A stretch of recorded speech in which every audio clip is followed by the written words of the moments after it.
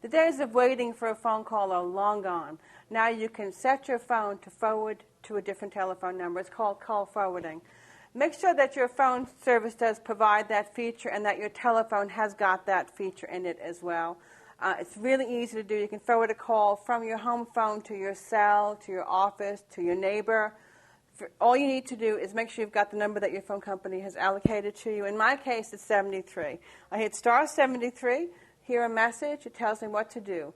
Generally, I would put in the number that the call is meant to be forwarded to, and then automatically it happens. I don't even think about it. The easiest thing to do is just make sure that you keep track of the number that you've used so that you can undo it. Because when you come home, you want to get the calls back to your phone. You hit another number, in my case, star 73, listen, and it will undo that call forwarding. Each phone company will have a different sequence of numbers, so make sure you check that before you start take that advantage of that facility.